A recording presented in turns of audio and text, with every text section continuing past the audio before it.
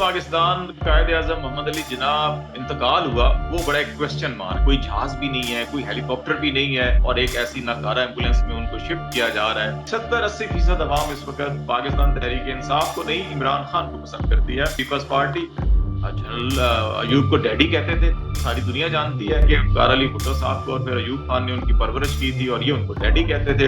रियासत या हुकूमत खुद जो कुछ प्रोपेगेंडा करती है, मनफी चीजें करती है, तो उसके रिएक्शन में अगर लोग करते हैं तो लोगों के खिलाफ तो मुकदमात होंगे। FIA की तहवील में तो 2-3 दिन रहा, तीसरे दिन डहला गया और 3 दिन तक तो मुझे लगता था शायद कि FIA वाले जो हैं वो कैद हैं और मैं आजाद हूँ। अस्सलाम वालेकुम, माइनस न्यूज के साथ मैं हूं फौजिया कुलसुम राना और आज के इंटरव्यू में हमने बहुत अहम और मोतबर शख्सियत को मदऊ किया है जो हर तरफ कह लीजिए शुनैद है पीका तरमीमी बिल 2025 की। और पीका के ही तहत बहुत सारे सहाफियों पर FIR जो है वो बनवाई जा चुकी हैं और आज भी ये बहस हो रही है कि ये वगैरह वगैरह क्या होता है। हमने कभी नहीं देखा कि किसी भी कानून में वगैरह वगैरह लिखा गया हो और उसकी सही डेफिनेशन ना दी गई हो, बल्कि कहा जाता है कि कानून तो कभी भी मुबहिम नहीं होता है। तो हमने मदऊ किया है माइनस न्यूज में माइनस टॉक के लिए। सीनियर सहाफी हैं, ब्यूरो चीफ हैं, ABN न्यूज के, मुंसलिक रह चुके हैं बहुत सारे इदारों के साथ, बहुत अच्छा लिखते हैं, बहुत अच्छी सहाफत करते हैं और बड़ी जमहूरियत और आज़ादी राय के लिए, सहाफत के लिए इन्होंने बड़ी सौतें झीली हैं। मोहम्मद खालिद जमील साहब हमारे साथ मौजूद हैं। अस्सलाम वालेकुम खालिद साहब। जी वालेकुम जी, बहुत शुक्रिया सर। हम आपके बड़े ममनून हैं, आपने अपना कीमती वक्त दिया। माइनस टॉक का आगाज मैं आपसे इस तरह से करूंगी, कुछ हमें उस रात का वाकया सुनाइए जब आप पर जो है FIR बनाई गई। क्या आपको कोई कॉपी मिली थी, आपको किसी ने वार्न किया था? आपके घर पर जब रेड हुआ तो क्या माजरा हुआ? नहीं, बिल्कुल मुझे तो कतई तौर पे ऊपर कुछ अंदाजा नहीं था, ना कोई नोटिस, ना FIR का कुछ भी पता नहीं था। अगरचे ये पीका एक्ट में आपको याद होगा चीफ जस्टिस अतर मिनल्ला थे हाई कोर्ट इस्लामाबाद में, तो उस वक्त उन्होंने इसमें क्योंकि इस कानून को जिस अंदाज में इस्तेमाल किया जा रहा था सहाफियों के खिलाफ, तो उन्होंने इसकी उस शिक को कलअदम करार दिया था जिसमें ये डायरेक्ट उठा लेते थे आकर। तो उन्होंने कहा कि आप किसी भी मीडिया पर्सन की अगर कोई शिकायत होगी तो उस शिकायत के ऊपर आप नोटिस करेंगे, उनको बुलाएंगे, जवाब तलबी करेंगे। उनकी जवाब तलबी के बाद अगर आप समझते हैं कि मुतमिन नहीं है और मुकदमा बनता है तो फिर FIR दर्ज होगी और कानूनी प्रोसेस शुरू होगा। मैं तो उन दिनों में इत्तेफाक से उस दिन मैं छुट्टी पे था और घर पे कुछ मेरी तबीयत भी नासाज थी, उस वजह से घर पे ही था और रात को अचानक बाहर से दरवाजे बजना शुरू हो गए और कुछ लोग दीवारें फलांग कर अंदर आए, ख्वातीन भी थी और साइड की गैलरीज और जो बैक साइड की गैलरी थी वहां से भी खिड़कियों के ऊपर नॉक करना शुरू कर दिया। फिर बाहर से एक रास्ता था ऊपर, उन्होंने ऊपर जाके ऊपर के दरवाजा भी बजाना शुरू कर दिया। तो फिर वो खुद जाके मैंने दरवाजा खोला और पूछा जनाब क्या खैरियत है। तो मुझे अंदाजा हो चुका था कि जिस दौर के अंदर ये दौरे हुकूमत था और जिस तरह से कार्रवाइयां चल रही थी कि कोई आज लगता है कि मुझे भी गिरफ्तारी के लिए उठाने के लिए आए हैं। तो मैंने एन उसी वक्त टेलीफोन कॉल जो है कि अपने दफ्तर में जो क्राइम रिपोर्टर थे ज़मान मुगल साहब, तो मैं उनसे बात भी कर रहा था और मैंने उनको बता रहा था कि बाहर कुछ लोग आए हैं, यूनिफॉर्म में हैं, दीवारें फलांग चुके हैं, गेट खोल दिए हैं, दरवाजे तोड़ने की कोशिश कर रहे हैं, तो मैं खुद बाहर जा रहा हूँ। और इसी तरह उनसे बात करते हुए बाहर गया और उन्होंने कहा जी हम FIA से आए हैं और आपको वारंट गिरफ्तारी है, आपके खिलाफ मुकदमा है। दिखाया तो उन्होंने कुछ भी नहीं और उन्होंने मोबाइल फौरन ले लिया और उसके बाद गाड़ी में बिठाया और घर में अंदर कुछ ख्वातीन और बाकी लोग अंदर दाखिल हो गए। उन्होंने लैपटॉप और डिजिटल इक्विपमेंट वगैरह जो बाकी था वो उठाया और लेकर आ गए। और जब वहाँ पे FIA के दफ्तर पहुंचे तो फिर उन्होंने बताया जी आपके खिलाफ ये इल्जाम है, ये FIR है। और अगरचे वो जितने भी लोग उस वक्त थे वहां पे, वो तमाम के तमाम ने इस चीज का इतराफ किया कि हमने आपका प्रोफाइल पिछले 3-4 दिन कंप्लीट प्रोफाइल सोशल मीडिया सारा देखा है, लेकिन उसमें कोई ऐसी चीज नहीं है जो केस बनता हो। लेकिन हम मजबूर थे, हम पे दबाव था कि ये जरूर इनको गिरफ्तार करना है और उठाना है, तो इसलिए हमें आपको उठाना पड़ा, गिरफ्तार करना पड़ा। उन्होंने माजरत भी की, अपनी मजबूरियां भी बताई और जिस अंदाज में मैं वहां पे उनकी तहवील में, FIA की तहवील में तो 2-3 दिन रहा, तीसरे दिन डहला गया और 3 दिन तक तो मुझे लगता था शायद कि FIA वाले जो हैं वो कैद हैं और मैं आजाद हूँ। तो इतने वो दबाव में वो लोग थे और दबाव जो बैरूनी दबाव था उनके ऊपर, अब किस इदारे का वो सब लोग जानते हैं, कौन इस किस्म की सरगर्मियां करवाते हैं। तो ये उस दिन सारी सूरत हाल वहां पे हुई थी उस दिन हमारे साथ। तो सर आपने कोई कड़वे मीठे ट्वीट्स किए थे, हुआ क्या था? सोशल मीडिया की वजह से या आपकी खबरों की वजह से परेशान थे आपसे?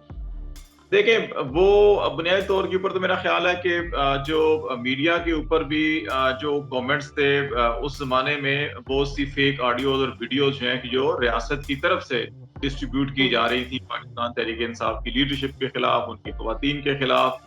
मेरा एक अपना नुक्ता नज़र है कि मैं हमेशा ये समझता हूँ कि आपने सियासत अगर करनी है, सियासी नज़रियात होते हैं, हर किसी के अपने नज़रियात हैं, इख्तिलाफ हो सकता है। जहाँ पे अगर किसी की पॉलिसी फ़ॉल्ट है, आप उसको ज़रूर आइडेंटिफ़ाई करें। लेकिन अगर आप मैं सियासी इख्तिलाफ़ात की बुनियाद के ऊपर आप घरेलू ख़वातीन या इवन पॉलिटिकल जो ख़वातीन हैं, उनको आप ज़ाती किरदार उनकी कीचड़ उछालना शुरू कर दें या उनकी किरदार कुशी करना शुरू कर दें या ऐसी चीज़ें जो जिनका आपको सरपो नहीं मालूम है। उस ज़माने में हाई कोर्ट और सुप्रीम कोर्ट के अंदर भी ऑडियो केस और ये सारी चीज़ें चल रही थी। ऐसे जी। मामलात के ऊपर जिसकी सेहत की तस्दीक भी ना होती हो, जिस ऑडियो की या वीडियो की और जिस इन्फॉर्मेशन की, तो उस इन्फॉर्मेशन को मैंने कभी ऑन नहीं किया। एक वजह तो ये भी थी कि जो लोग चाहते थे कि हम उस किस्म की चीज़ों को ज़्यादा नुमायाँ हाइलाइट करें और मैं उसके ऊपर बड़ा क्रिटिकल था, अपने टीवी चैनल के ऊपर भी और सोशल मीडिया के ऊपर भी, कि हमें जो है ये काम नहीं करना चाहिए। और ये मेरा ख़्याल है कि हमारी सियासी जमातों को भी सीख लेना चाहिए कि उस वक़्त आप देखें कि तमाम जो जमातें हुकूमत में शामिल थी सियासी, वो बैठकर भी मुखालिफ ख़वातीन की जिस अंदाज़ में किरदार कुशी कर रहे थे, वो मुनासिब तरीका नहीं था। एक तो वो वजह थी। जो वजह एफआईआर की उन्होंने बनाई उसमें ये था कि एक ट्वीट था मेरा जिसको चालान का हिस्सा बनाया था। बाद में कोर्ट ने कहा जी हमें तो कोई डर नहीं लगा इस ट्वीट के बाद, आपको क्यों डर लग रहा है, तो आपने क्यों मुकदमा बनाया है? वो ये था कि मैंने कहा जी कि जब अदालतों में किसी मुखालिफ को सज़ा देनी हो तो एक-एक दिन में या 2-2 घंटे में 2-2 हकूक ख़त्म करके और 2-2 घंटों के अंदर 2-2 सज़ाएँ सुना दी जाती हैं। और जब हुँ। किसी इंसाफ या रिलीफ का वक़्त आता है तो कभी तो वकील 2 हफ्तों की छुट्टी पे चले जाते हैं, कभी जज 2 हफ्तों के लिए बीमार हो जाते हैं और हर जगह पे 2 नंबर हावी है। मतलब ये एक बात थी। तो इसको उन्होंने कहा जी हुँ। कि ये अदलिया को बदनाम किया है, अदलिया के खिलाफ और उकसाया है लोगों को और इस किस्म की चीज़ें वो जो पीका की 20 और एक जो है वो पीपीसी का भी 520 था या समथिंग ऐसे था जिसमें इदारों के खिलाफ बगावत या इस किस्म की चीज़ वो लगा दी उन्होंने। तो वो उन्होंने कहा तो जज साहब ने पूछा, मैंने कहा जिसका बुनियादी मकसद ये है कि जस्टिस डिलेज जस्टिस डिनाइड, मेरा तो मतलब ये था, बाकी इसका क्या मतलब लेते हैं क्या नहीं। तो वो एक ये ट्वीट था। अदरवाइज 2 और ट्वीट थे जो असल जो उन्होंने ऑफ द रिकॉर्ड मुझे कहा जी असल ये ट्वीट है जिसकी वजह से आपको उठाया गया है। ये तो एक बहाना बनाया गया और उसमें उस वक़्त के डीजी आईएसआई को एक्सटेंशन दी गई थी। सलीम साफ़ी साहब ने एक ट्वीट किया था कि जनाब जो लोग खुश हो रहे थे कि कोई जाने वाला है तो वो नहीं जा रहा। तो अब मज़ीद जो है कि सख्तियाँ होंगी, इस किस्म का एक ट्वीट था। तो मैंने उसके ऊपर रीट्वीट किया और कहा कि जो एक्सटेंशंस होती हैं वो इदारों के लिए और मुल्क के लिए बेहतर नहीं होती। इसका ये मतलब है कि इदारों के अंदर क्या इतनी तक़वियत या लीडरशिप का फुक़दान है कि आप लोगों को एक्सटेंशन देते हैं। इदारों के अंदर तो रिप्लेसमेंट का और लीडरशिप की एक बड़ी तवील लाइन होती है, तो ये शायद इदारों के लिए खुद जो है ये बेहतर नहीं होगा। तो उस पे उन्होंने कहा जी कि उन साहब को शायद ये नागवार गुज़रा कि हमारी एक्सटेंशन को तनकीद का निशाना क्यों बनाया। तो वो ये मामलात थे सारे जिसकी वजह से उन्होंने उठाया था। तो खालिद साहब ये तो एक सही आपने अपने अल्फाज में आज बयान कर दिया ये जो कहानी है, क्योंकि हमें नज़र आया कि बहुत सारे हमारे ही कलीग्स थे जिन्होंने ऐसे लोगों के इंटरव्यूज़ भी किए जो कि गायब कर दिए गए थे और फिर बाद में जैसे ही वो सामने आए उन्होंने सियासत से भी तौबा कर ली और पाकिस्तान तहरीक-ए-इंसाफ से भी तौबा कर ली। ये जो आप सारी चीज़ों की बात कर रहे हैं, हमने तो जर्नलिज़्म यही सीखा था। आपको नहीं लगता कि जिस दौर में हम जी रहे हैं, एथिकल जर्नलिज़्म बहुत मुश्किल हो गया है? आपकी नज़र में एथिकल जर्नलिज़्म हो भी रहा है कि नहीं हो रहा और क्या दुश्वारियाँ हैं उसके लिए? देखिए, मेरा नहीं ख़्याल बहुत कम लोग हैं जो इस किस्म की सोच रखते हैं या रेज़िस्ट करते हैं।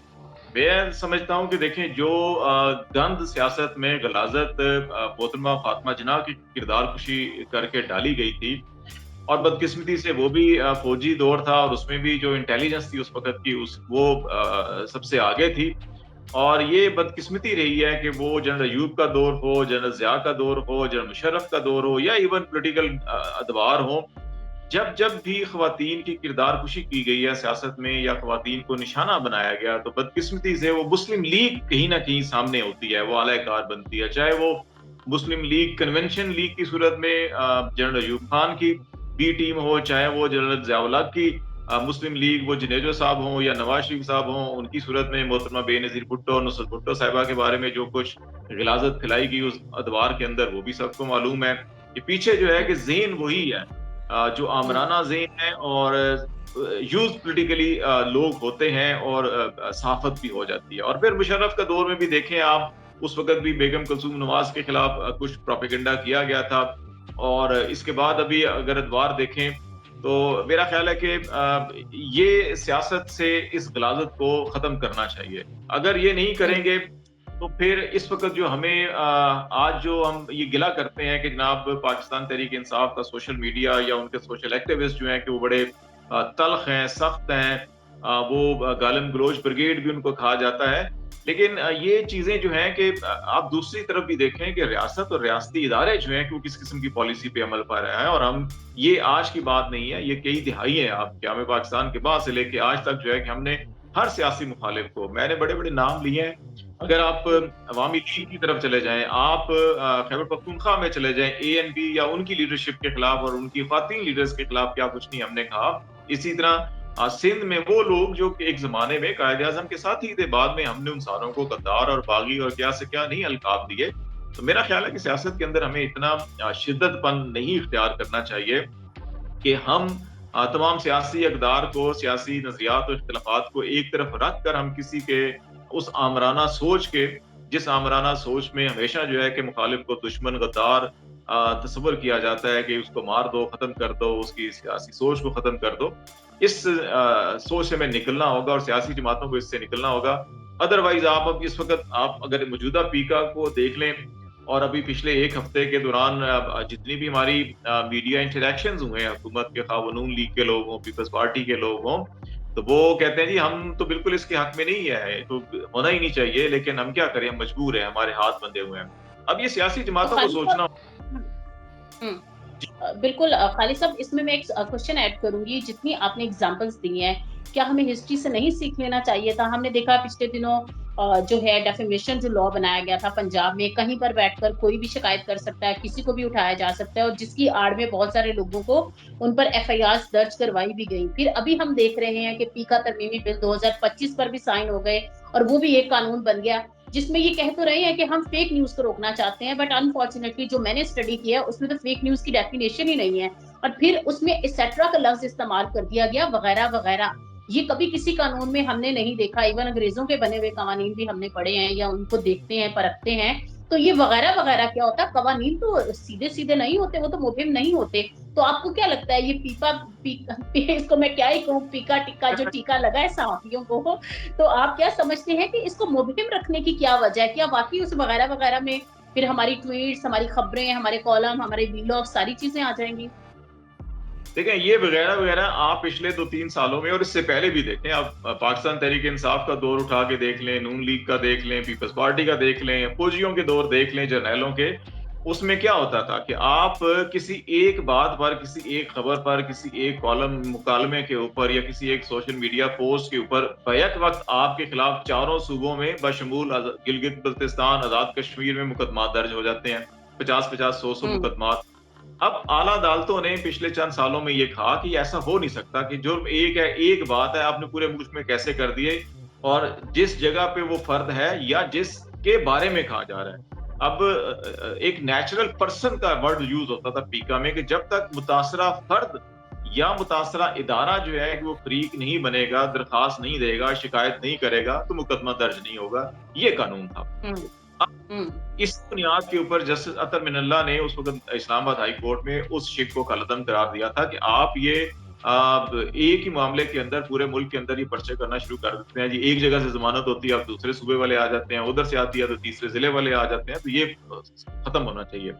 अब इस कानून में बेसिकली उस एक गैर इंसानी, गैर कानूनी, जो ना सिर्फ पाकिस्तान के आइन के मुतसादिम है बल्कि इंटरनेशनल यूनाइटेड नेशन का चार्टर आप देख लें, ICCPR देख लें, उनके खिलाफ है ये वो चीजें डाली गई हैं। अब क्या होगा, मैं और आप बात कर रहे हैं, फॉर एग्जाम्पल इसमें हम जरदारी साहब के बारे में या नवाज शरीफ साहब के बारे में या शहबाज शरीफ साहब के बारे में कोई बात करते हैं, और पूरे मुल्क में मुख्तलिफ शहरों में कोई भी बंदा उठते हैं, वो कहते हैं जी हम तो नवाज शरीफ साहब के बड़े फैन हैं और इन्होंने हमारी दिल आजारी कर दी है।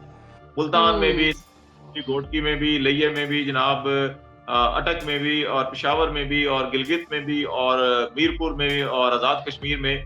अब जहाँ-जहाँ जिसकी दिलदारी है वो आपके खिलाफ पर्चा करा देगा।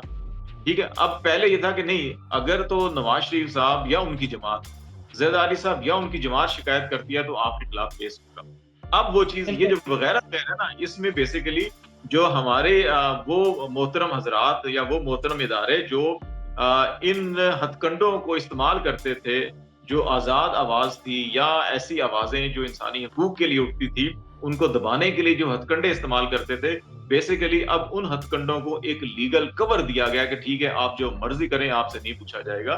तो ये वगैरह-वगैरह का मतलब मुझे तो इसमें यही समझ आता है, ताकि जो अदालतों के अंदर लोग जाते हैं और फिर वहाँ पे मसाइल पैदा हो जाते हैं, कानून नाफ़िज़ करने वाले इदारों के लिए वहाँ पे जवाबदेही हो जाती है, वो भी ख़त्म की जाए और अगर किसी एक जगह कोई आज़ाद जज खड़ा हो जाए, तो फिर हम ताकि किसी दूसरे ज़िले में या किसी दूसरे थाने की हदूद में या किसी दूसरे सूबे में ले जाएँ और बंदे को जो है कि हम ना छोड़ें। बुनियादी मकसद यही इसमें दिखाई देता है कि तो खालिद आप साहब मुखालिफ आवाज़ है, उसको दबाया जाए। बिल्कुल, खालिद साहब इसमें एक चीज़ बड़ी अजीब है कि जो वो कौमी असेंबली के पार्लियामेंटेरियंस हैं या फिर सूबाई असेंबलियों के पार्लियामेंटेरियंस हैं, उन पर भी बात नहीं की जा सकती। तो फिर हम किस सहाफ़ी गवर्नेंस के मामलात पे किसको अकाउंटेबल ठहराएँगे? कि आप ये तो ऐसे लग रहा है कि कोई मज़ाक है, पीका के तहत पूरी सहाफ़त को कंट्रोल करना है, इसको सही सहाफ़ी जो है वो काला कानून कह रहे हैं। कि आप देखिए कि हमारे तमाम तर इदारे भी सुप्रीम हैं, पार्लियामेंटेरियंस भी सुप्रीम हैं, हर कोई सुप्रीम है, हमने किसी पे बात नहीं करनी, तो क्या सिर्फ अवाम ही ऐरा-गैरा रह गई है पाकिस्तान में? ये मतलब क्या हम कैसे अब काम करेंगे? देखें, ये मेरे सामने पीका एक्ट जो है वो पड़ा हुआ है। इसकी मैं आपको एक शिक, अभी आपने जो सवाल उठाया तो वो मेरे भी ज़हन में आ गया, वो एक नुक्ता जो आपको सुनाता हूँ। ये है 2P, पी फॉर पाकिस्तान। ठीक जी। है? 2P इसका पेज 10 है, उसमें ये कहते हैं कि इंडेमनिटी दी है उन्होंने। अब हुँ। जो जब आप कह रहे हो ना कि रियासत या हुकूमत खुद जो कुछ प्रोपेगेंडा करती है, मनफी चीज़ें करती है, तो उसके रिएक्शन में अगर लोग करते हैं, तो लोगों के खिलाफ तो मुकदमात होंगे। अब इंडेमनिटी वो कह रहे हैं कि ये इसमें कोई सूट नहीं होगा, प्रोसिक्यूशन नहीं होगी, कोई दीगर प्रोसीडिंग्स नहीं होगी किसी भी गवर्नमेंट ऑफिशियल के खिलाफ, पब्लिक हुँ। अथॉरिटी के खिलाफ, किसी गवर्नमेंट और पब्लिक फंक्शनरी के खिलाफ और किसी भी ऐसे शख्स के खिलाफ जो अपने इख्तियारात को इस्तेमाल कर रहा है सरकारी प्राइज़ के दौरान या उसके दौरान, ये समझा जाएगा जो सरकार में जो काम हो रहा है सारा गुड फेथ में हो रहा है। अब मुझे ये बताएं, हुँ। मोहतरमा फातिमा जना गद्दार है, ये गुड फेथ था। मोहतरमा हुँ। फातिमा जना की किरदार कुशी की गई, ये गुड फेथ था। बेनज़ीर भुट्टो साहबा की जिस अंदाज के अंदर जहाज़ों से तस्वीरें फेंकी गई, तो ये तो उस वक़्त भी गुड फेथ में था जी, मुल्क के लिए सिक्योरिटी खतरा थी, उनको ज़रूरी उनको डैमेज करना था हमने। या नवाज़ शरीफ साहब के बारे में जो कुछ जब उनके प्राइम मिनिस्टर हाउस से उनकी फौजी बगावत हुई, उनको निकाला गया और उसके बाद जो खबरें चलवाई गई कि उनके बेडरूम से क्या कुछ बरामद हुआ, ये भी गुड फेथ में था। तो वो उस पे तो कुछ नहीं हुँ। होता। तो मेरा ये ख्याल है कि इन इदारों को ये सबक सीखना चाहिए कि आप ग़लाज़त फैलाते रहें, आप गंद फैलाते रहें, आप लोगों की पगड़ियाँ उछालते रहें, आपको तो हक है। लेकिन अगर रिएक्शन में लोग फिर आपके बारे में गलत पोस्ट करें या बुरा भला कहें, तो फिर जो बुरा भला कहना उधर से हो या इधर से हो, दोनों तरफ से गलत है। मेरा ये कहना तो है खाली कि आप अपना निज़ाम तालीम को, अपने माशरे को, उन तालीम और तरबियत को उन बुनियादी अखलाकी अक़दार के ऊपर इस्तवार कीजिए कि ये नौबत ही ना आए, ना कोई सरकारी अफ़सर किसी को बुरा भला कहे, गाली दे और उसके खिलाफ मनफी प्रोपेगेंडा करे, ना कोई सियासी जमात, ना कोई इदारा और ना ही कोई अवाम। आप बच्चों की तरबियत ऐसी करें कि आपका मुस्तकबिल, आपकी जनरेशंस ठीक हो जाएँ। रेदर देन कि आप डंडा उठा लें, अपने मुखालफों के खिलाफ हर काम करें, लेकिन आप या आपके हामी, आपके मुखालफों के बारे में या उनकी ख़वातीन के बारे में या उनके किरदार के बारे में जो मर्ज़ी जो है कि मुग़लज़ात बकते रहें, आप उनको कहें नहीं जी ठीक है, ये हल्लाशेरी बिल्कुल ठीक कर रहे हैं जी, वो भी तो करते हैं, हम भी ठीक कर रहे हैं, लेकिन दूसरा कोई करे तो उसको जनाब तुरंतो केस के अंदर, ये कांसेप्ट बदलना होगा। अगर आपका मकसद इस्लाह है, तो फिर कानून तो अक्रॉस द बोर्ड होता है, उसमें ये नहीं होता कि अच्छा जी फलां को नहीं है, फलां को है। भई अगर गाली देना बुरी बात है, तो सरकारी अफ़सर गाली देगा, वो भी बुरी बात है। अब सरकारी अफ़सर अगर गाली देगा, तो वो गुड फेथ कहाँ से आ जाएगी? ये इसमें सबसे बिल्कुल। बड़ी बात इसमें ये भी है। ठीक तो खालिद साहब एक सवाल बड़ा अहम मेरे ज़हन में पैदा हो रहा है, जैसे आपने बहुत सारी एग्ज़ाम्पल्स दी हैं। जब हम पाकिस्तान में देखें 2 पार्टी सिस्टम एक अरसे से हमने देखा है, फिर एक तीसरी जमात आती है, लेकिन ज़ाहिर है उसको हाइब्रिड और लाडली जमात और इसके लीडर को भी लाडला और सब कुछ कहा गया। उसके बाद हमने देखा कि जब PDM-1 भी आया, अभी भी जो हुकूमत है जिस तरह से बनी वो हम सबको मालूम है। तो पूरी सहूलतकारी के बावजूद जो एक्सेप्टेंस है, वो जो अवाम जिस पार्टी के लिए फिल वक्त जो लीडर भी मकबूल है, जो पार्टी भी मकबूल है, उसकी कबूलियत क्यों नहीं हो रही? आपके ख्याल में क्या वजह है? और क्या ऐसी वजह है कि हम अकाउंटेबिलिटी जमहूरियत से खत्म करते जा रहे हैं, तो पाकिस्तान में किसी और निजाम की तरफ हम जा रहे हैं, या फिर जमहूरियत ही हमारे मसाइल का हल है, या हमारा फॉर्म ऑफ गवर्नमेंट रहेगा? देखिए, पाकिस्तान में 3 बड़े ठेकेदार थे। एक इस्लाम के ठेकेदार थे, मज़हबी जमातें। एक हुब्बुल वतनी और कौमी सलामती के ठेकेदार थे, जो पाकिस्तान का निस्फ हिस्सा जनरल अयूब से लेके और जनरल परवेज़ मुशर्रफ तक उन्होंने बराह रास्त हुकूमत की, बगावतें की पाकिस्तान के अंदर और फिर इक़्तिदार पे कब्ज़ा किया। फिर एक यहाँ पे थे जो आपके जमहूरियत, इंसानी हकूक और रोशन ख्याली के अलमबरदार ठेकेदार थे। अब हुआ ये कि दूसरी बात ये भी ज़हन में रखें कि पाकिस्तान की तमाम सियासी जमातें बशमूल पीपल्स पार्टी, जनरल अयूब को डैडी कहते थे। सारी दुनिया जानती है कि उन्होंने आगाज़ जनरल सिकंदर मिर्ज़ा ने सियासत में लेकर आए थे ज़ुल्फ़िकार अली भुट्टो साहब को, और फिर अयूब खान ने उनकी परवरिश की थी और ये उनको डैडी कहते थे। अच्छा, नवाज शरीफ या मुस्लिम लीग नून जो है कि जनरल जिलानी और ज़िया उल हक को कौन नहीं जानता, सारा का सारा सबको मालूम है। इमरान खान परवेज मुशर्रफ की सपोर्ट करते रहे, या आप जनरल पाशा का नाम ले लें या फैज हमीद का नाम ले लें, ओके, बिल्कुल ऐसी चीजें हैं। अब प्रॉब्लम अब ये आज गया है कि आगे ये होता था कि यहाँ पे नैरेटिव बिकता था सिर्फ एस्टैब्लिशमेंट का। अब सोशल मीडिया आ गया। सोशल मीडिया आने के बाद बहुत सारी चीजें खुल गई हैं। अब वो जो सरकारी मुताला पाकिस्तान था, उससे हटकर लोगों ने पाकिस्तान को देखना और परखना अपनी आंखों से, अपनी फेमो फरासत और अपनी अकल से देखना शुरू कर दिया है। इसलिए अब इन तमाम ठेकेदारों का नैरेटिव बिकता नहीं है।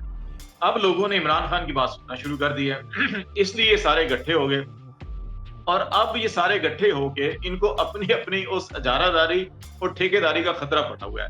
और इनको मालूम है कि पाकिस्तान में तमाम सूबों के अंदर, अब आप इलेक्शन रिजल्ट को तस्लीम ना करें, लेकिन इन सबको मालूम है कि 70-80% अवाम इस वक्त पाकिस्तान तहरीक इंसाफ को नहीं, इमरान खान को पसंद करती है और इमरान खान के पीछे खड़ी है। इनको मालूम है कि वो जिस दिन भी बाहर आएगा या मामला उधर जाएंगे तो फिर इन सालों में इनका फ्यूचर इनको गैर महफूज नजर आ रहा है। तो जिसकी वजह से ये सारे इकट्ठे होकर आयन बदल रहे हैं, कानून बदल रहे हैं। और आप ये देखें ना कि खुद इन्होंने तमाम रिलीफ लेने के लिए एक एक करके कानून बदला, फिर एक एक करके जज बदले, सरकारी ओहदेदार बदले, सब कुछ किया, आयन बदल लिया अपनी मराद के लिए, मुखालिफ को सजा देने के लिए, अंदर रखने के लिए आप कानून बदल रहे हैं, जज बदल रहे हैं, हर चीज कर रहे हैं, लेकिन चीजें आपसे कंट्रोल नहीं हो रही। तो ये वो हालात, इससे अब अंदाजा ये होता है कि पहले आप लाडले, देखो सब लाडले, इसी एस्टैब्लिशमेंट ने सबको, इसी नर्सरी में सबने परवरिश पाई है। लेकिन अब जो हाल है, अब ये हुआ ये है कि बाकी सारे के सारे उसी नर्सरी के गमलों में आज तक और एक बड़े दरख्त के नीचे हैं जो ग्रो नहीं कर सके।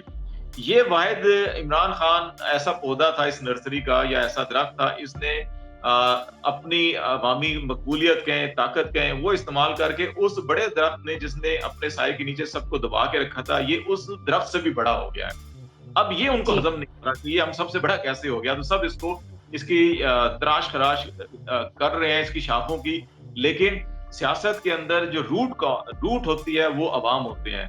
और बाकी जमातों के साथ मसला ये है कि अवाम उनके साथ नहीं है, इसकी जड़ें मजबूत हैं, अवाम में इसकी जड़ें हैं, तो इसलिए ये मुसलसल ग्रो कर, अब जितना इसको तराश खराश करते हैं, ये बहार के मौसम में और हर मौसम में ये और उतना बड़ा उभर के बढ़ रहा है। तो ये प्रॉब्लम इस वक्त बना हुआ है, जिस वजह से आपको ये सारी सूरत नजर आ रही है इस वक्त। खालिद साहब, इस मौजूदा दौर में एक बहुत बड़ा चैलेंज बन गया। तमाम तर सहूलतकारी के बावजूद हुकूमतें भी बनवा दी गई, बयानिया नहीं बन रहा। बयानिया इमरान खान का, या सोशल मीडिया को देख लें, जो मेन स्ट्रीम मीडिया था वो एक्सपोज हो गया। तो अब वही बात है कि ये पीका के तहत जो सोशल मीडिया को कंट्रोल करने का एक नया वार है। तो आपको लगता है कि क्या करना चाहिए बयानिया बनाने के लिए, जो कि पूरी सहूलतकारी के बावजूद भी नहीं बन सका है? क्या वाकई पाकिस्तान की आवाम जो है तमाम तर आजमाए हुए लोगों को रिजेक्ट कर चुकी है?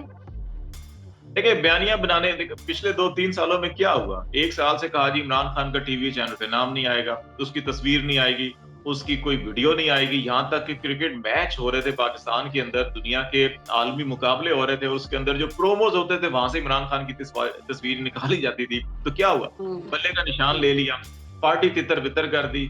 वो जो सारे हथकंडे होते थे एस्टैब्लिशमेंट के, जो माजी में पार्टियों को तकसीम करना, तोड़ना, इलेक्शन मैनेज करना, इलेक्शन बनाना, वो सारे इस इलेक्शन में कहीं ज्यादा किए गए, लेकिन अवाम फिर भी उसके साथ जुड़ रही।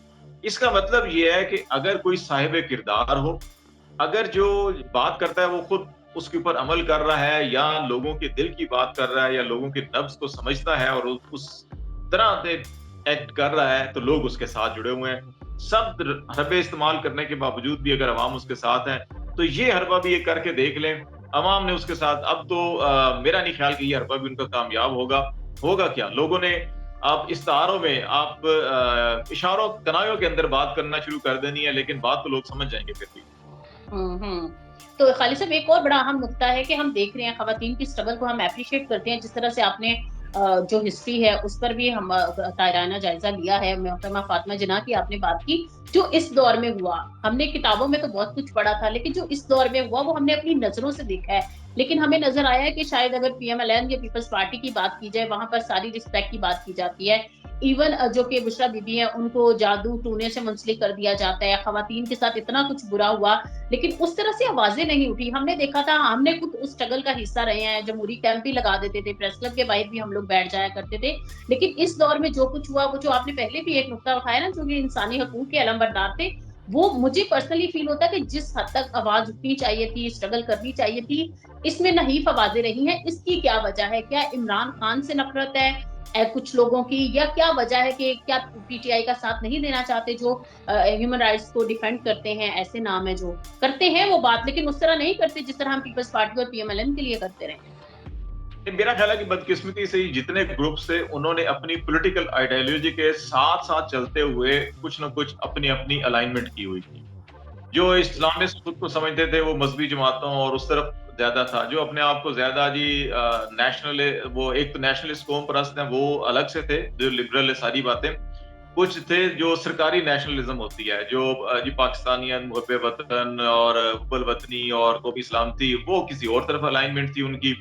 फिर कुछ सियासत के अंदर कुछ एक राइटिस्ट थे, एक लेफ्टिस्ट थे। उस तनाज़ुर के अंदर ये सारी चीज़ें चल रही थी। ये एक नया फिनोमेना इमरान खान आ गया।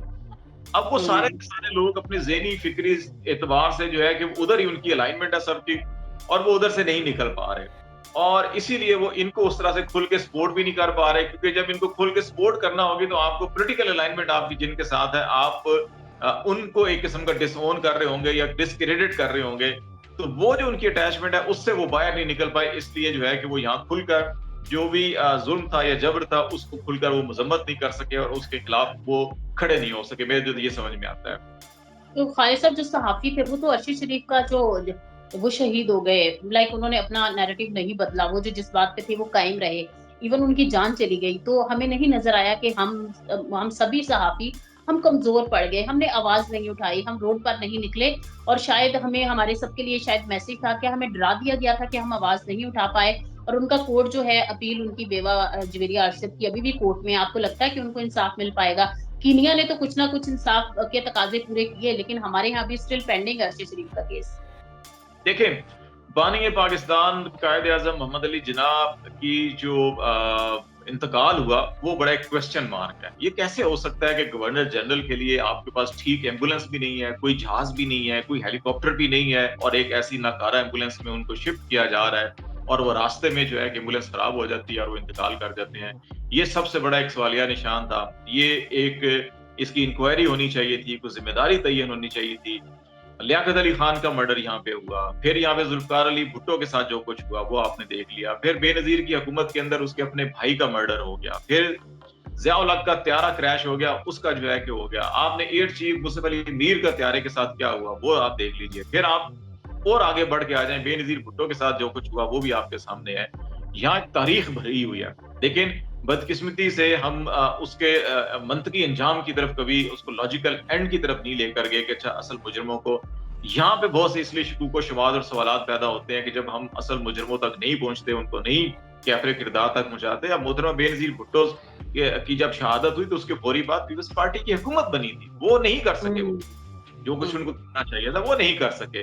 इमरान खान की अपनी हुकूमत थी जब उनके ऊपर कातलाना हमला हुआ पंजाब में और वो एफआईआर दर्ज नहीं करवा सके। तो ये चीजें तो तारीख का हिस्सा है। अब अरशद शरीफ के मामले में जर्नलिस्ट कम्युनिटी क्या करती है? जर्नलिस्ट कम्युनिटी खुद बटी हुई है। अगेन मैं माजरत के साथ कि इसमें भी अगर आप देखें तो जर्नलिस्टों के भी आप ग्रुप हैं इसके अंदर, चाहे वो पीएफयूजे हो, चाहे वो सिटी यूनियंस हो, चाहे प्रेस क्लब्स हो, आप इनकी भी आपको बदकिस्मती से पॉलिटिकल अलाइनमेंट्स यहाँ पे जो है कि आपको नजर आती है और वो उस पॉलिटिकल अलाइनमेंट के तनाजुर के अंदर किस हुकूमत को कितना टफ टाइम देना है, किस हुकूमत को सपोर्ट करना है, किस हुकूमत के खिलाफ जो है कि उसकी अच्छाई के खिलाफ भी खड़े हो जाना है और किस हुकूमत की बुराई को भी अच्छा कह के पेश करना है, ये सारी चीजें आप इन हालात के अंदर तो मेरा ख्याल है कि जो हमें अरशद शरीफ से पहले भी पाकिस्तान उन ममालिक के अंदर है जहाँ पे दुनिया में सबसे ज्यादा खतरनाक हालात हैं सहाफत के लिए, सहाफियों के लिए। तो यहाँ तो हमें यकजुबान होकर आज से अभी अरशद शरीफ से पहले आप देखें कि हयातुल्लाह का हुआ, यहाँ पे आप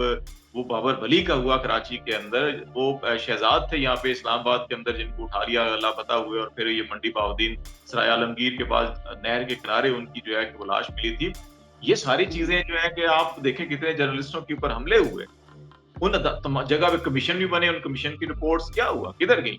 तो ये चीजें तो अपनी जगह पे खड़ी हैं और मेरा ख्याल है कि ये हमें सहाफियों को भी इससे बालातर होके देखिए, हर बंदे की सियासी सोच है, नजरिया है, आप मसलकी तौर के ऊपर, मजहबी तौर के ऊपर, सियासी तौर के ऊपर, समाजी माशरती तौर के ऊपर हर किसी के नजरियात होते हैं, उससे इनकार नहीं किया जा सकता।